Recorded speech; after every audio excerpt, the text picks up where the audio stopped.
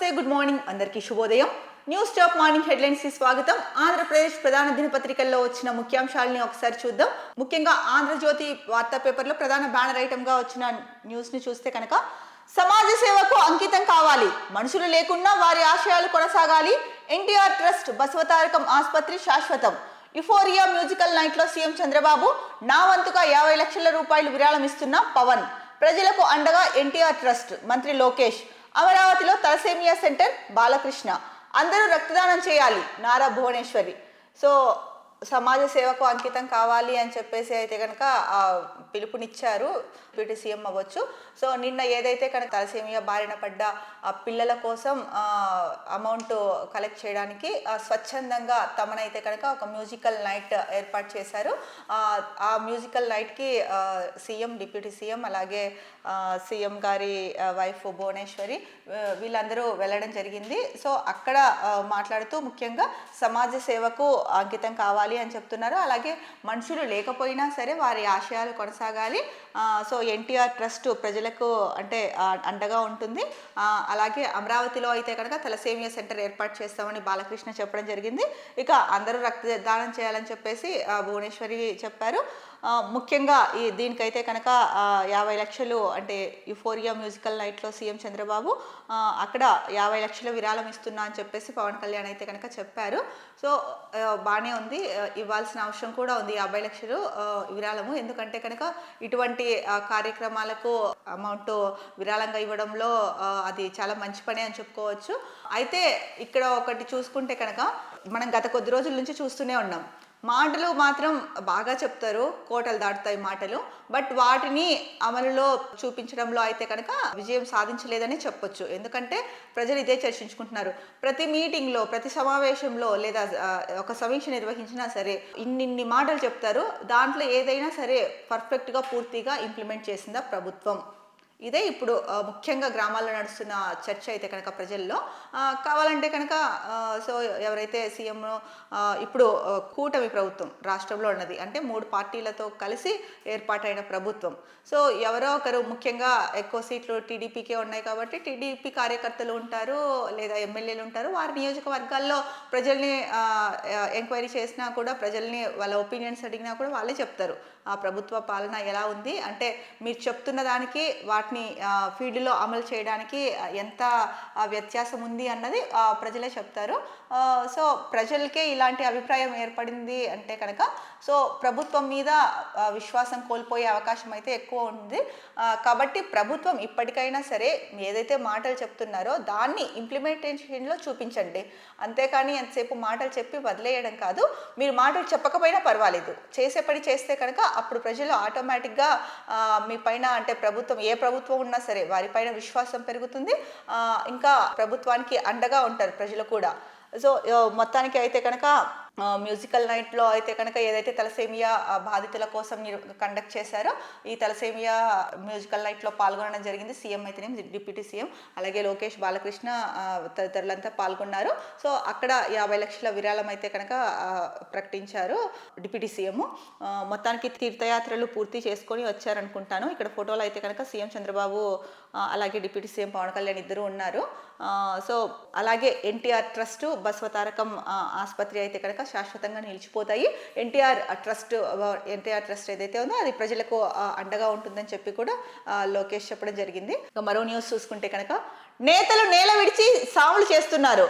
So RK ఎవరైతే ABN అలాగే ఆంధ్రజ్యోతి పత్రిక వ్యవస్థాపకులు ఉన్నారో ఆర్కే రాధాకృష్ణ గారు, ఆయన కొత్త పలుకు అని చెప్పేసి మనం చూస్తున్నాం. ప్రతి ఆదివారము కొత్త పలుకు అని చెప్పేసి ఒకటి వస్తుంది శీర్షిక.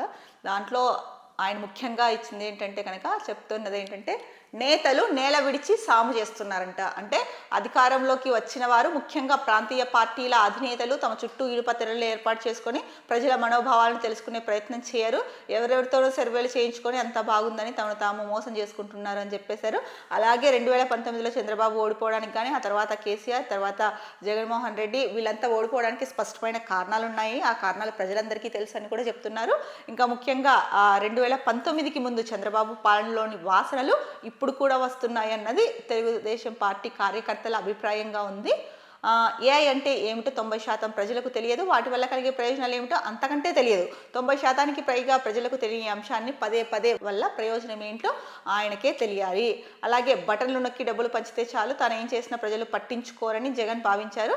కాకపోతే ప్రభుత్వంలో అరాచకం ప్రబలి ప్రజల ఉక్కపోతకు గురయ్యి ప్రజల బాగోగులను విస్మరించి కక్ష సాధింపులకు ప్రాధాన్యతనివ్వడంతో వైసీపీ నేత కనుక 11 సీట్లకే పరిమితం చేశారు అని చెప్పేసి ఒక మాట అన్నారు. ఇక ప్రజల్లో తమ పట్ల వ్యతిరేకత ఏర్పడిన విషయాన్ని ప్రాంతీయ పార్టీల అధినేతలు ఎందుకు తెలుసుకోరో అర్థం కావట్లేదు అని చెప్పేసి ఇంకొక మాట అన్నారు. అలాగే ఇటీవల మంత్రి లోకేష్ ఢిల్లీ వెళ్ళేసి అక్కడ ప్రశాంత్ కిషోర్ని కలిశారు. 1-2 రోజులు అక్కడే గడిపారు. అదేంటో ఆ సమయం ఏందో పార్టీ కార్యకర్తలకు కేటాయించి ఉంటే కనుక అద్భుతమైన నిఖార్సైన ఫీడ్బ్యాక్ ఇచ్చుండే వాళ్ళు కదా అని చెప్పేసి కూడా అన్నారు. ఇక ముఖ్యంగా చెప్పిన పాయింట్, పవర్ పాయింట్ ప్రజెంటేషన్ అనే పీపీటీ వల్ల ఆత్మవంచనే మిగులుతుంది. ముఖ్యమంత్రిని సంతృప్తి పరచడానికే ఈ పీపీటీలను అధికారులు రూపొందిస్తారు. చంద్రబాబుకు టెక్నాలజీ అంటే మక్కువ కనుక ఆ దిశగానే పీపీటీలను రూపొందిస్తారు. మొత్తానికి ఆర్కే గారికి ఏమైందో పాపం లోపల చాలా బాధపడుతున్నట్టున్నారు. సో ఆయన కొత్త పలుకుల్ని చూస్తూ ఉంటే చాలా మందికి తెలిసిందే ఆంధ్రజ్యోతి పేపర్ ఎవరికి సపోర్ట్గా ఉంటుందో ఏం చేస్తుందో అన్నది. సో ఈ నేపథ్యంలో ఆయన నేల విడిచి కత్తి మీద అంటే నేతలు నేల విడిచి సాము చేస్తున్నారు అని చెప్పేసి బాధపడిపోతున్నారు. మరి ఆర్కే గారిని అంటే చంద్రబాబు నాయుడు పట్టించుకోవట్లేదా, లేకపోతే టీడీపీ తిన్ని పక్కన పెట్టేసిందా, లేకపోతే ప్రజాస్వామ్యంలో 4th పిల్లర్ మీడియా కాబట్టి సో ఇప్పటికైనా సరే మేము అంటే నిష్పక్షపాతంగా వార్తలు రాస్తామని చెప్పేసి అంటే జెన్యూన్గా వార్తలు రాస్తున్నారా అన్నది అయితే కనుక ప్రజలు చర్చించుకుంటున్నారు. ఎందుకు చంద్రబాబు నాయుడు మీద ఆర్కే ఇలా మాట్లాడుతున్నారు అని చెప్పేసి సో అన్ని పార్టీల గురించి మాట్లాడారు. కాకపోతే టీడీపీ గురించి నెగిటివ్ కానీ అంటే వాళ్ళలో ఉన్న లోపాలని కానీ ఎత్తి చూపరు కదా ఎక్కువగా. సో అలాంటిది ఆర్కే ఎందుకు మాట్లాడుతున్నారు ఇలా అని చెప్పేసి ప్రజలైతే కనుక చర్చించుకుంటున్నారు. ఆర్కేకి ఏమైందబ్బా అని కూడా అనుకుంటున్నారు. ఏంటంటే 2019లో చంద్రబాబు ఓడిపోవడానికి కారణాలు ఉన్నాయి. ఆ తర్వాత కేసీఆర్ కానీ లేకపోతే జగన్మోహన్ రెడ్డి కానీ వీళ్ళందరూ ఓడిపోవడానికి కారణాలు ఉన్నాయి. అవన్నీ ప్రజలకి బాగా తెలుసు అన్నారు. ముఖ్యంగా ఈయన చెప్తున్నది ఏంటంటే కనుక 2019కి ముందు చంద్రబాబు నాయుడు పాలనలోని వాసనలు ఇప్పుడు కూడా వస్తున్నాయని చెప్పేసి తెలుగుదేశం పార్టీ కార్యకర్తలు అభిప్రాయంగా ఉందంట. అసలు ఏ అంటే 90% మంది ప్రజలకు తెలియదు. దాన్ని పట్టుకొని ఏఐని పట్టుకొని అంటే దానివల్ల కలిగే ప్రయోజనాలు కూడా తెలియదు. మరి పదే పదే ఏఐ అంటే ఆర్టిఫిషియల్ ఇంటెలిజెన్స్ కృత్రిమం ఏదైతే ఉందో దీని గురించి పదే పదే వల్లవేయడం ఎంతవరకు కరెక్ట్ అని చెప్పేసి అడుగుతున్నారు. ఇక ముఖ్యంగా ఇంకొకటి చూసుకుంటే కనుక సో లోకేష్ అయితే ఢిల్లీ వెళ్ళి ప్రశాంత్ కిషోర్ని కలిశారు. అదేదో ఆ సమయం ఏందో ఇక్కడ పార్టీ కార్యకర్తలకు ఇచ్చి ఉంటే కనుక అంటే గ్రౌండ్ లెవెల్లో ఏం జరుగుతోంది అన్నది ఆ గ్రౌండ్ రియాలిటీ ఖచ్చితంగా నిఖార్సైన సమాచారాన్ని ఇచ్చుండే వాళ్ళు కదా కార్యకర్తలే. అక్కడికి వెళ్ళి ప్రశాంత్ కిషోర్ని కలిసి ఏవో ప్రణాళికలు చేయడం ఎందుకు అని చెప్పేసి మొత్తానికి ఆర్కే గారు అయితే కనుక చెప్పడం జరిగింది. ముఖ్యంగా ఇక్కడ చూసుకుంటే కనుక ఆర్కే చెప్పిన దాంట్లో సో ప్రభుత్వము ఇప్పుడున్న ప్రభుత్వము ఏదైతే ఉందో అది ముఖ్యంగా ప్రజలకు సంబంధించిన అంశాలపైన దృష్టి కేంద్రీకరించాలి. ప్రజలకి అర్థం కాని విషయాలు లేదా ఏదైనా ఒక కొత్తది ముఖ్యంగా ఇక్కడ ఏఐ గురించి చెప్పారు. ఈయన ఏఐ గురించి ఆర్టిఫిషియల్ ఇంటెలిజెన్స్ గురించి చాలా మందికి తెలియదు అన్నారు. మరి తెలియదు కాబట్టి నిజంగానే అది ఒక రకంగా వాస్తవమే. ఆర్టిఫిషియల్ ఇంటెలిజెన్స్ చదువుకున్న వాళ్ళకి తెలుసు కానీ కొంచెం పెద్ద చదువుకున్న వాళ్ళకి తెలుసు. ముఖ్యంగా విద్యార్థులకి వాళ్ళకి ఏఐ అంటే ఏంటి, దానివల్ల లాభాలేంటి, సో ఏఐని ఉపయోగించడం వల్ల ఎటువంటి ఫలితాలు వస్తాయి, ఇలాంటివి పూర్తిగా ఎక్స్ప్లెయిన్ చేసి ప్రజల్లోకి తీసుకెళ్ళాలి. కానీ ఏమి చెప్పకుండా ఏఐతో ఇది వస్తుంది అది వస్తుంది అని చెప్పేసి పదే పదే ఏఐ గురించి చెప్పడము దానివల్ల ఏమి ఉపయోగం ఉండదు అని చెప్పేసి ఆర్కే గారి భావన అన్నట్టు అయితే కనుక కనిపిస్తుంది ఆయన చెప్పిన దాంట్లో. ఇక ముఖ్యంగా 2019కి ముందు చంద్రబాబు నాయుడు అంటే 2019 నుంచి 24 వరకు వైసీపీ అధికారంలో ఉంది, దానికి ముందు టీడీపీ అధికారంలో ఉంది. సో 2019కి ముందు చంద్రబాబు పాలనలోని వాసనలు ఇప్పుడు కూడా వస్తున్నాయని చెప్పేసి పార్టీ కార్యకర్తల అభిప్రాయం అంట. అంటే అప్పుడు మరి ఆయన సరిగా చేయకపోవడం వల్లనే ఆ తర్వాత ఓడిపోయారు, అందుకనేసి ఆ వాసనలు ఇప్పుడు కూడా వస్తున్నాయి, జాగ్రత్తగా ఉండండి అని చెప్పేసి ఒకలాంటి హింట్ ఇస్తున్నారా అన్నది కూడా ప్రజలు చర్చించుకుంటున్నారు. ఇకపోతే కనుక మరో ముఖ్యమైన పాయింట్ చూసుకుంటే కనుక పవర్ పాయింట్ ప్రజెంటేషన్తో నికార్స్ అయిన అంటే ఎంతసేపు కూడా పవర్ పాయింట్ ప్రజెంటేషన్ ద్వారా సమీక్షలు నిర్వహించడము. సో ఇది ఈ వర్క్ ఇక్కడ దాకా అయింది, ఈ వర్క్ ఇక్కడ దాకా అయింది అని చెప్పేసి పవర్ పాయింట్ ప్రజెంటేషన్స్తోనే మునిగిపోతున్నారు. ఇది ఆత్మవంచన చేసుకోవడమే తప్ప ఇంకేమీ కాదు అని చెప్పేసి ముఖ్యంగా అన్నారు. అది కాక చంద్రబాబు నాయుడుకి టెక్నాలజీ మీద ఉన్న మక్కువ వల్ల అధికారులకు కూడా ఈ పీపీటీలు రూపొందించడము, పీపీటీల ద్వారా ప్రజెంటేషన్ ఇచ్చి ఇది ఇలా ఉంది అది అలా ఉంది అని చెప్పడమే సరిపోయింది. ఇది ఒక రకంగా ఆత్మవంచన చేసుకోవడమే అవుతుందని చెప్పేసి ముఖ్యంగా ఆర్కే గారు అయితే చెప్పడం జరిగింది. మరి దీనిపైన అయితే కనుక ఇప్పుడు ప్రజలంతా దీనిపైన చర్చించుకుంటున్నారు. సో ఆంధ్రజ్యోతి ఎప్పుడు అంటే ఏ పార్టీకి అనుకూలంగా ఉంటుందో ఎవరికి అనుకూలంగా ఉంటుందో అది చాలా మందికి తెలిసిన విషయమే. సో అలాంటప్పుడు ఆర్కే ఈ మాటలు మాట్లాడడం వెనుక ఆంతర్యం ఏంటి, ఆర్కే అంటే ఎంత వాళ్ళ పత్రిక రాస్తున్నప్పటికీ కూడా వాళ్ళని పట్టించుకోవట్లేదా, నెగ్లెక్ట్ చేస్తున్నారా, అందుకనే ఆర్కే ఇలా మాట్లాడాల్సి వచ్చిందా, తనలోని అంటే అంతర్మతనాన్ని ఈ విధంగా బయట పెట్టారా అని చెప్పేసి అయితే కనుక ప్రజల్లో ఇప్పుడు దీనిపైనే చర్చించుకుంటూ పలు రకాల అభిప్రాయాలు అయితే వ్యక్తం చేస్తున్నారు. సరే, మరో ముఖ్యమైన ఏది ఏమైనా కూడా ఆర్కే అంతర్మథనం అయితే కనుక తెలుస్తోంది మనకు. మరో ముఖ్యమైన వార్త చూసుకుంటే కనుక రెవెన్యూ ఖాళీ, ఆఫీసుల్లో ఉన్నది సగం మందే, 350 మండలాల తహసీల్దార్లు లేరు, 150 డిప్యూటీ తహసీల్దార్ పోస్టులు ఖాళీ, ఆర్ఐ సీనియర్ జూనియర్ అసిస్టెంట్లకు కొరత, ఆర్డీఓ కార్యాలయాల్లోనూ ఈ పరిస్థితి, ఫిర్యాదుల పరిష్కారానికి పెద్ద అడ్డంకి, టార్గెట్ల ఒత్తిడితో ఉత్తుత్తి పరిష్కారం. సో రెవెన్యూ అయితే కనుక ఖాళీ అని చెప్పేసి ఒక పెద్ద హెడ్లైన్ ఇచ్చారు. సో ఆఫీసుల్లో రెవెన్యూ ఆఫీసుల్లో అయితే కనుక స్టాఫ్ సగం మందే ఉన్నారు, ఉన్నదానికి అంటే 100% ఉండాలి అంటే దాంట్లో 50% ఉన్నారు అన్నట్టు వార్త అయితే కనుక ఇచ్చారు. సో 350 మండలాలకు అయితే కనుక తహసీల్దార్లు లేరంట. అలాగే డిప్యూటీ తహసీల్దార్ల పోస్టులు 150 ఖాళీ ఉన్నాయని ఇచ్చారు. మరి ఇవన్నీ కూడా ప్రభుత్వం భర్తీ చేయొచ్చు కదా, రాష్ట్రంలో నిరుద్యోగ సమస్య ఉంది, మీరు వచ్చిన తర్వాత 20 లక్షల ఉద్యోగాలు అయితే ఇస్తాము అని చెప్పారు. సో డిఎస్సి కూడా మార్చిలో అంటున్నారు, ఎప్పుడో చెప్పారు, తొలి సంతకం చేశారు మార్చిలో అని చెప్పేసి చెప్పారు. సో మరి ఇక్కడ రెవెన్యూ డిపార్ట్మెంట్లో కూడా చాలా ఉద్యోగాలు ఖాళీ ఉన్నాయని చెప్పేసి వార్తా కథనం వచ్చింది. మరి ఉద్యోగాల్ని పూర్తి చేస్తే కనుక నిరుద్యోగులకి ఉద్యోగ అవకాశాలు కలుగుతాయి. ముఖ్యంగా రెవెన్యూ డిపార్ట్మెంట్ చాలా ఇంపార్టెంట్ అయిన శాఖ.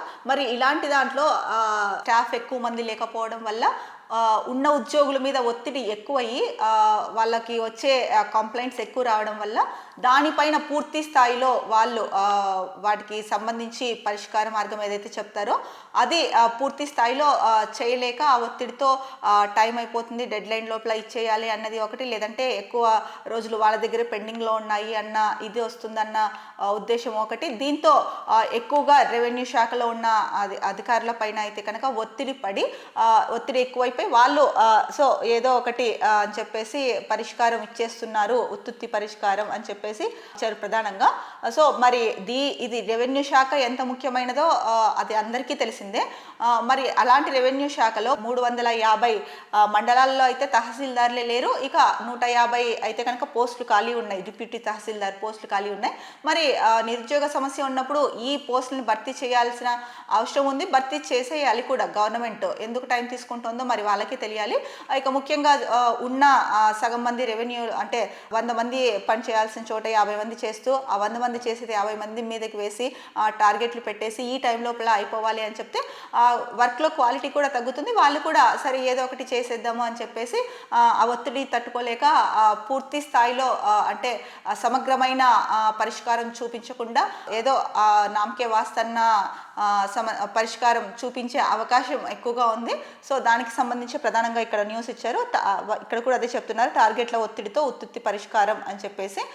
మరి ఎందుకు ప్రభుత్వం దీనిపైన శ్రద్ధ చూపించట్లేదు అని చెప్పేసి ముఖ్యంగా యువత అయితే కనుక అభిప్రాయపడుతున్నారు. అలాగే రైతులు అవ్వచ్చు, ప్రజలు అవ్వచ్చు దీనిపైన మాట్లాడుకుంటున్నారు. మరి మేము ఇచ్చిన కంప్లైంట్స్ అయితే కనుక ఎన్ని రోజుల నుంచి పెండింగ్లో ఉన్నాయి, ఎన్ని రోజులు కార్యాలయాల చుట్టూ తిరుగుతాము అన్నది ఒకటి. ఇక మరి ఇన్ని ఖాళీలు ఉన్నప్పుడు ప్రభుత్వం ఒక నోటిఫికేషన్ ఇవ్వచ్చు కదా, ఉద్యోగాల భర్తీ చేయొచ్చు కదా అన్నది కూడా యువత నుంచి వస్తున్న అభిప్రాయం అయితే కనుక. సో మరో ముఖ్యమైన వార్తాపత్రిక ఈనాడులో బ్యానర్ ఐటమ్ చూసుకుంటే కనుక న్యూఢిల్లీ రైల్వే స్టేషన్లో తొక్కిసలాట, 15 మంది మృతి, పలువురికి గాయాలు, కుంభమేళ భక్తుల రద్దీతో దుర్ఘటన, ప్రధాని మోదీ సంతాపం. సో మనం ఇక్కడ చూస్తే కనుక ఫోటోలు కూడా ఇచ్చారండి. న్యూఢిల్లీ రైల్వే స్టేషన్లో ప్రయాగ్ రాజ్ వెళ్లే రైలు ఎక్కేందుకు వచ్చిన వారితో కిక్కిరిసిన ప్లాట్ఫామ్. అలాగే ఇక్కడ తొక్కిసలాట జరిగిన తర్వాత అపస్మారక స్థితిలోకి వెళ్ళిన ఓ మహిళను తరలిస్తున్న సిబ్బంది, రైలు ఎక్కుతున్న క్రమంలో ప్రయాణికుల తోపులాట ఎలా జరిగింది అన్నది కూడా ఇక్కడ ఒక ఫోటో ఇచ్చారు. సో ఏదేమైనా కూడా ఇది అత్యంత దురదృష్టకర ఘటన. ఈ మధ్య కాలంలో తొక్కిసలాటలు ఎక్కువగా జరుగుతున్నాయి. అంటే ఒకవైపు చర్యలు తీసుకుంటున్నారు, కాకపోతే ఆ చర్యలు తీసుకోవడంలో ఎక్కడో సమన్వయం అయితే కనుక లోపిస్తోంది. ఈ సమన్వయ లోపం వల్లే ముఖ్యంగా ఎక్కువగా ఇలాంటివి జరుగుతున్నాయి అని చెప్పేసి అయితే కనుక ప్రజలు అభిప్రాయపడుతున్నారు. ముఖ్యంగా ఢిల్లీ రైల్వే స్టేషన్లో జరిగిన ఘటన తీసుకుంటే కనుక 15 మంది దాకా చనిపోయారు అని చెప్పారు. వీళ్ళంతా కూడా ప్రయాగ్రాజ్ కుంభమేళాకు వెళ్ళే భక్తుల రద్దీ ఎక్కువ ఉండడం వల్ల దుర్ఘటన జరిగింది అని చెప్పేసి ఇక్కడ ఇచ్చారు. సో దీనిపైన ప్రధానమంత్రి మోడీ అయితే కనుక సంతాపం వ్యక్తం చేశారు అని చెప్పి ఇచ్చారు. ఇప్పుడు రైల్వే స్టేషన్లో ఎంతో మంది అంటే ఇక్కడే వార్తలు చెప్తున్నారు ఏమని, కుంభమేళా భక్తులతో రద్దీగా మారింది అని చెప్పేసి. మరి రైల్వే శాఖ అధికారులు ఆ మాత్రం అంచనా వేయలేరా? ఇప్పుడు కుంభమేళా అయిపోయి వస్తుంది, దగ్గరకు వస్తుంది, శివరాత్రితో ముగుస్తుంది, మరి 26వ తారీఖుతో ముగుస్తుంది. కాబట్టి ముగిసే టైంలో జనాలు ఎక్కువ వస్తారు, జనాభా ఎక్కువ ఉంటుంది అని చెప్పేసి ముందస్తు చర్యలు ఎందుకు తీసుకోలేకపోతున్నారు? లేదు వాళ్ళు అంచనా వేయలేకపోయారు, లేదా ఎప్పుడు భక్తులు ఎంతమంది వస్తారో కూడా అది అంచనా వేయడం కష్టము అనుకునేటట్టయితే అక్కడ ప్లాట్ఫామ్స్ పైన చూసినప్పుడైనా కూడా జనాలు ఎంతమంది ఉన్నారు అన్నదైతే తెలుస్తుంది కదా. దాన్ని బట్టి స్పాట్లో కూడా డెసిషన్స్ తీసుకోవచ్చు కొన్ని విషయాల్లో. మరి అలా ఎందుకు తీసుకోలేకపోయారు? అంటే ఏ ట్రైన్ ఏ టైంకి వస్తుంది అన్నది ఒక స్కెడ్యూల్ అయితే ఉంటుంది కదా, దాని ప్రకారము తర్వాతి ట్రైన్ వచ్చే టైం ఆసన్నం అవుతుంది అని చెప్పేసి ముందు ఉన్న ట్రైన్ త్వరగా వెళ్ళడము అలాంటివి ఉంటాయి. అంటే ఒక్కొక్క స్టేషన్లో 2 నిమిషాలు ఆపడం, లేదా 3 నిమిషాలు, లేదా 5 నిమిషాలు, ఇట్లా ఆ స్టేషన్ని బట్టి ఉంటుంది. అలాంటప్పుడు భక్తులు ఇంతమంది రద్దీ ఉన్నప్పుడు అప్పుడైనా చూసి స్పాట్లో ఒక డెసిషన్ తీసుకొని సో తర్వాత వచ్చే ట్రైన్స్కి టైం కొంత కుదించడమా, అంటే ఆలస్యంగా రావడమా, అలా ఒక ప్లాన్ చేసుకొని చేసి ఉండొచ్చు కదా అని చెప్పేసి ముఖ్యంగా అయితే కనుక ఎక్కువ మంది చర్చించుకుంటున్న అంశం ఇది. అక్కడ రద్దీని చూసైనా కూడా వాళ్ళు ఏదో ఒకటి చేసి ఉండాల్సిందే, లేదా ఒక అనౌన్స్మెంట్, సో ట్రైన్ ఆగుద్ది ఇంకా కాసేపు, ఎవరు గుంపులుగా ఎగబడి ఎక్కకండి, నిదానంగా ఎక్కండి, తొక్కిసలాట జరుగుతుంది, ఇలాంటి వాటికి ఆస్కారం వద్దు అని చెప్పేసి ఎందుకు అనౌన్స్మెంట్ చేయలేకపోయారు అని చెప్పేసి కూడా ఒక వాదన వినిపిస్తుంది. మరి ఏదేమైనప్పటికీ కూడా జరగాల్సిన దుర్ఘటన అయితే కనుక జరిగిపోయింది. సో 15 మంది మృతి చెందడం అంటే కనుక కుటుంబ సభ్యులకైతే కనుక తీవ్ర అంటే ఎవరు తీర్చలేని ఆవేదన అయితే కనుక మిగిలిపోయింది. మరో వార్తాపత్రిక చూసుకుంటే కనుక దిశలో ప్రధాన బ్యానర్ ఐటమ్, తప్పు చేసిన వారికి శిక్ష తప్పదు, త్వరలోనే వాస్తవాలు వెలుగులోకి వస్తాయి, మంత్రి నారా లోకేష్ కీలక వ్యాఖ్యలు, దళితుడిని కిడ్నాప్ చేసినందుకే వంశీ జైలుకు. సో ఎవరైతే దళితుడిని కిడ్నాప్ చేసినందుకు లబ్నేని వంశీ జైలుకు వెళ్ళారు. సో తప్పు చేసిన వాళ్ళు ఎవరైనా సరే శిక్ష తప్పదు వాళ్ళకి అని చెప్పేసి లోకేష్ అయితే కనుక చెప్పడం జరిగింది. అలాగే త్వరలోనే వాస్తవాలు వెలుగులోకి వస్తాయంటూ కూడా కీలక వ్యాఖ్యలు అయితే చేశారు. మరి లబ్నేని వంశీ అరెస్ట్ అయ్యారు, జ్యుడిషియల్ రిమాండ్కి కూడా వెళ్ళారు. మరి ఎటువంటి విషయాలు బయటకు వస్తాయి, ఏం జరిగింది అన్నది అయితే కనుక ఇంకా పూర్తిగా తెలియాల్సిన అంశం. త్వరలోనే ఆ అంశాలు కూడా వెలుగులోకి వస్తాయని చెప్పేసి లోకేష్ అయితే చెప్తున్నారు. సో మొత్తానికైతే ఎవరు తప్పు చేసినా వదిలిపెట్టము అని చెప్పేసి అంటున్నారు. మరి అలా అయితే ఎవరు తప్పు చేసినా వదిలిపెట్టరు, కరెక్టే, బాగుంది. తప్పు చేసిన వాళ్ళని అస్సలు వదిలిపెట్టకూడదు, 100% అందరూ కోరుకునేది ఇదే. మరి రాష్ట్రంలో పెచ్చుమీరిపోతున్న అఘాయిత్యాలు కానీ అరాచకాలను కానీ వాళ్ళు ఎవరు చేస్తున్నారో కూడా కొంతమంది నిందితుల పేర్లు తెలిసినప్పటికీ కూడా మరి వాళ్ళందరికీ ఎందుకు శిక్ష వేయట్లేదు? సో వాళ్ళందరినీ కూడా ఎందుకు తీసుకోవట్లేదు? అంటే ఆడపిల్లల మీద, మహిళల మీద, లేదా వృద్ధుల మీద, లేకపోతే కనుక ఇంకొకటి వీళ్ళ మీద ఇలాంటి అఘాయిత్యాలు లేదా దాడులు, దోపిడీలు ఇలాంటివన్నీ జరుగుతుంటే అలా వదిలేస్తారా వాళ్ళందరినీ? ఇప్పటికి ఎన్ని సంఘటనలు జరిగాయి? పూర్తి స్థాయిలో ఎన్ని కేసులు మీరు దర్యాప్తు చేశారో ఒకసారి చెప్పండి. ప్రజలు ఇదే అడుగుతున్నారు. సో ఒక్కొక్కరికి ఒక్కొక్క న్యాయం అంటూ ఉండదు కదా. తప్పు చేసిన వాళ్ళు ఎవరైనా సరే, తప్పు చేసిన వాళ్ళు చట్టం ముందర అందరూ సమానమే. మరి అలాంటప్పుడు ఇన్ని ఘటనలు జరిగిపోయినా కూడా ఒక్కరిని కూడా పూర్తి స్థాయిలో ఇప్పటి వరకు మీరు ఎన్ని కేసులు, అంటే ఎంతమంది, ఇన్ని ఘటనలు జరిగాయి అంటే కూటమి ప్రభుత్వం అధికారంలోకి వచ్చిన తర్వాత మరి వాళ్ళందరినీ కూడా అరెస్ట్ చేశారా? వాళ్ళందరిపైన చర్యలు తీసుకుంటున్నారా? ఇది ఇప్పుడు ప్రజల్లో ముఖ్యంగా చర్చించుకుంటున్న అంశము. సో ఏది ఏమైనా కూడా సో శిక్ష తప్పు చేసిన వారికైతే కనుక తప్పనిసరిగా శిక్ష పడాల్సిందే. సో అది దాంట్లో ఏమాత్రం పార్షాలిటీ ఉండకూడదు. ఇది ముఖ్యంగా ప్రజలు కోరుకుంటున్నది. ఇక మరో వార్త చూసుకుంటే కనుక లక్షల్లో అప్పులు రోజుకో బలవన్ మరణం. ఇది రాష్ట్రంలో రైతుల దీనస్థితి. అన్నదాత సుఖీభవనం వెంటనే జమ చేయాలి. పిసిసి అధ్యక్షురాలు షర్మిల ట్వీట్. షర్మిల అయితే కనుక ట్వీట్ చేశారు.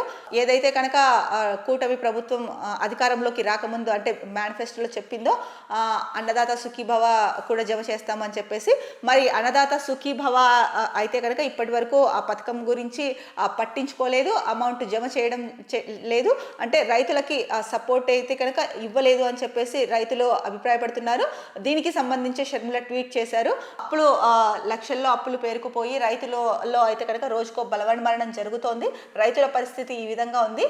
మీరు వెంటనే అన్నదాత సుఖీభవ అమౌంట్ ఏదైతే ఉందో దాన్ని రైతుల ఖాతాల్లో జమ చేయండి అని చెప్పేసి ట్వీట్ చేయడం జరిగింది.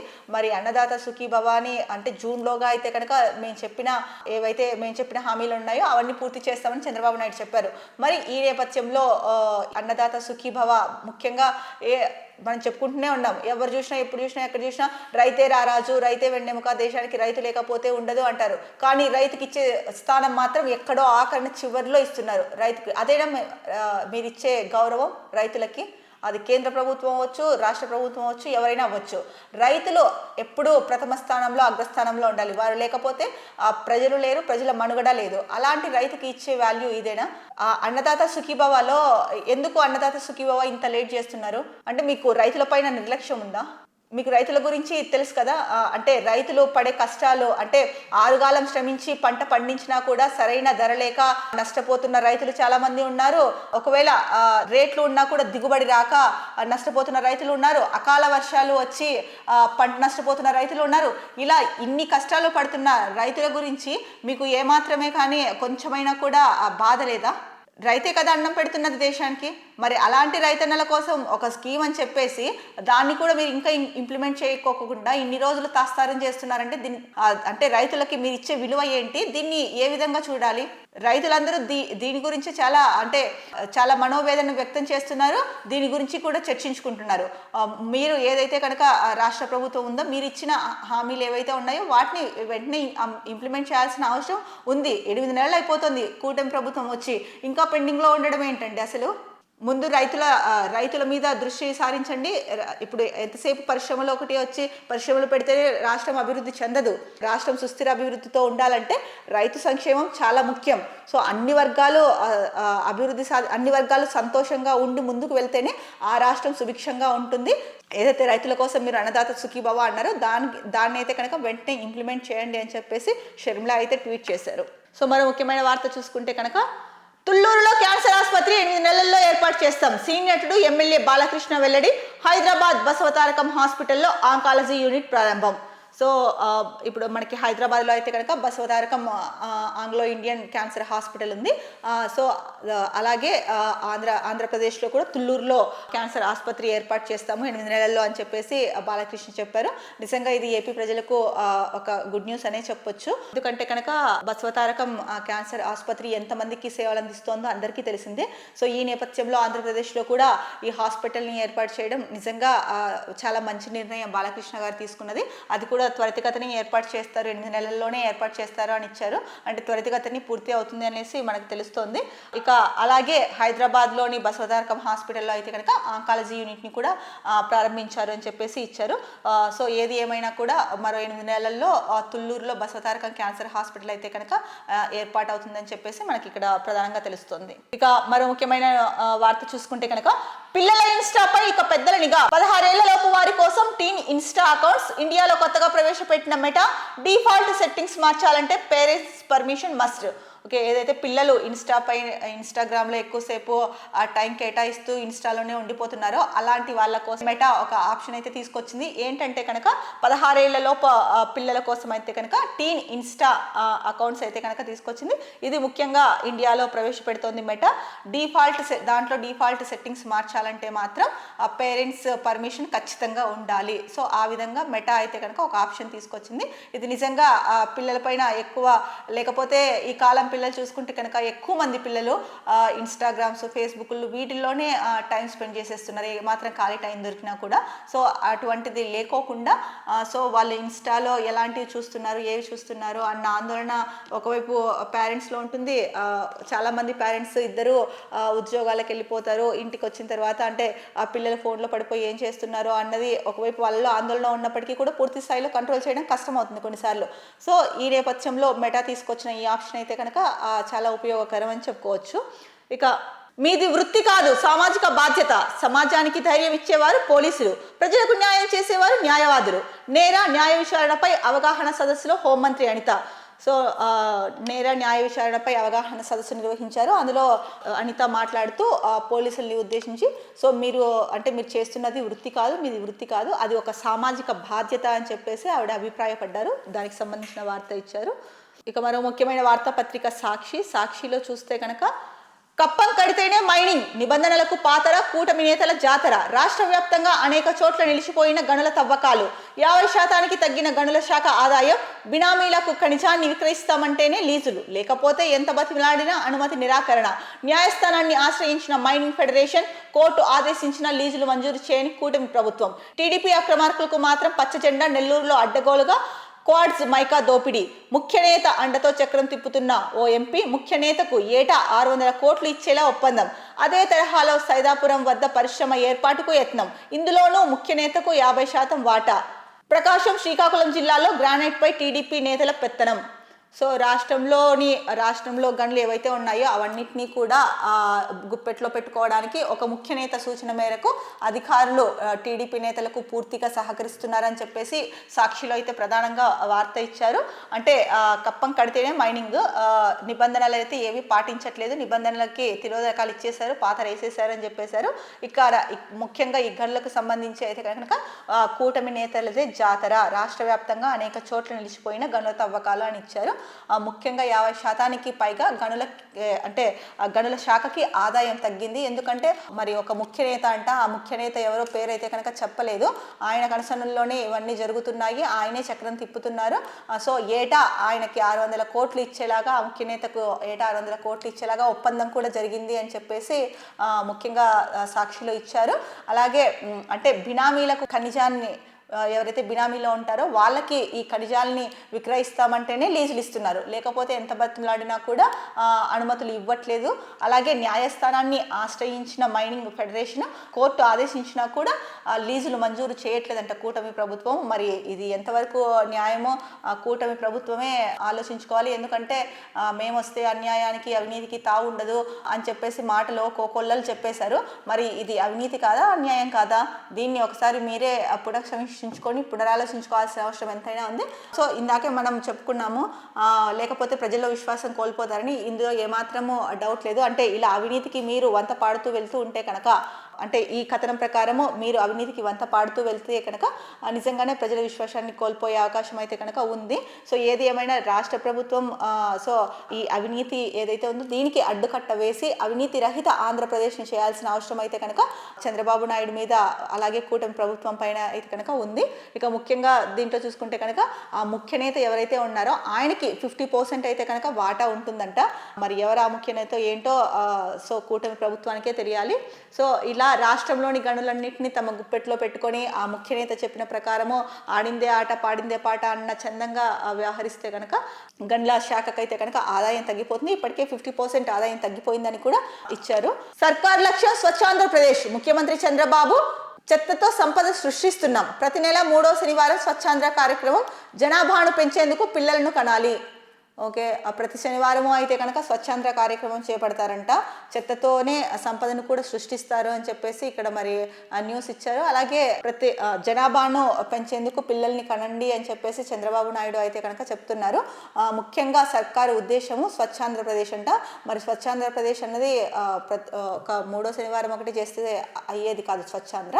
సో స్వచ్ఛాంధ్ర చేయాలి అంటే కనుక ప్రతిరోజు స్వచ్ఛాంధ్ర శుభ్రంగా పరిసరాలను పరిశుభ్రంగా ఉంచుకోవాలి, రోడ్లను పరిశుభ్రంగా ఉంచాలి. ఇది ప్రతిరోజు జరగాల్సిన పని. అంతేగాని ఏదో నెలలో 3వ వారం తీసుకొచ్చి స్వచ్ఛాంధ్ర కార్యక్రమం చేపడితే ఒక రోజుతో అయ్యేది కాదు, నెలలో ఒక రోజు చేస్తే అయ్యేది కాదు. ప్రతిరోజు ప్రతి ఒక్కరూ దీంట్లో భాగస్వాములే, ఎవరికి వాళ్ళు చేయాల్సిన పని ఇది. సో ఈ వేలో వెళ్తే బాగుంటుంది అని చెప్పేసి ప్రజలు అభిప్రాయపడుతున్నారు. ఇక ముఖ్యంగా చూసుకుంటే కనుక జనాభాను పెంచేందుకు అయితే కనుక పిల్లల్ని కనండి అని కూడా చెప్తున్నారు. ఇక మరో ముఖ్యాంశం చూసుకుంటే కనుక సుగాలి ప్రీతి కేసు ఇక మూలకే. చంద్రబాబు సర్కార్ రావడంతో రూటు మార్చిన సిబిఐ ఈ కేసు దర్యాప్తు చేయలేమని హైకోర్టులో కౌంటర్ దాఖలు.